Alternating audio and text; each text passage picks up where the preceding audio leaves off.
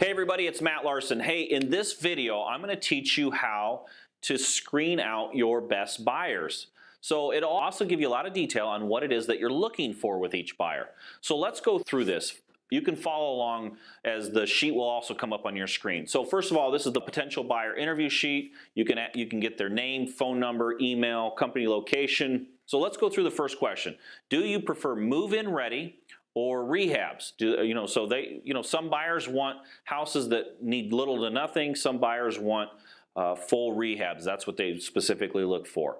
So the second question, do you have rehab teams in place? So a lot of times buyers have a lot of rehab teams in place. Other times these buyers do not have rehab teams in place. So this is one question that helps find out if these buyers are big buyers or little buyers. A lot of times if they're first beginning and starting out, they might talk big, but as soon as you ask them if they have rehab teams in place, you can tell right away how they answer that, if they actually do or not.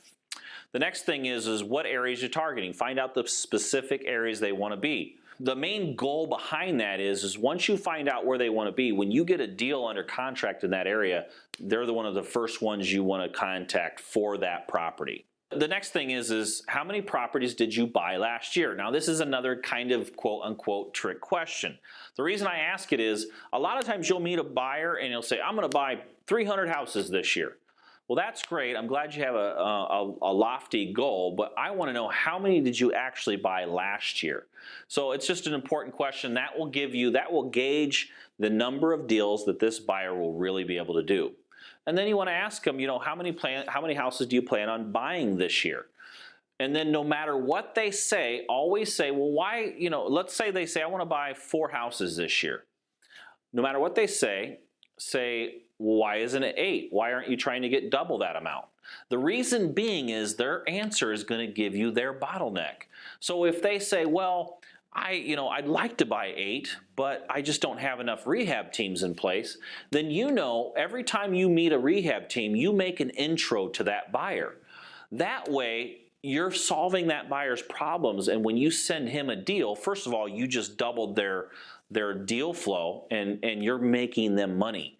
So you're going the extra mile, you're helping them out. So kind of keep that in mind. I always like to know what their bottleneck is. The next thing is how do you finance your deals? Now this is also a trick question.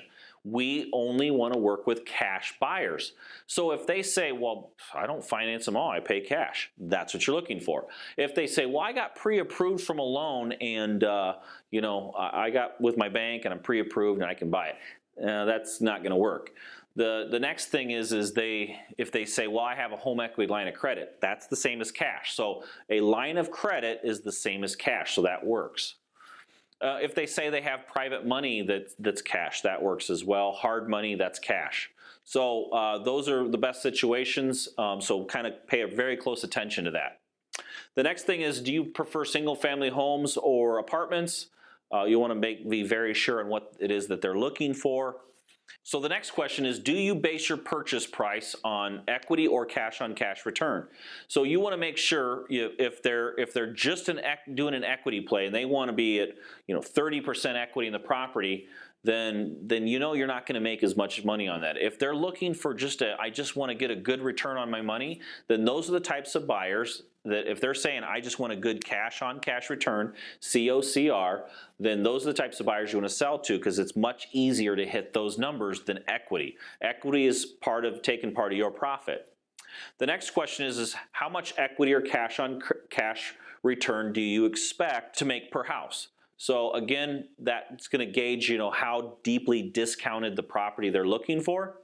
And then lastly, what is your max offer price? So this is going to give you some guidelines on how much cash it is that they have to work with. So anyway, if you follow this potential buyer interview, you're going to be able to, every buyer you talk to, you're going to have nice documentation on it.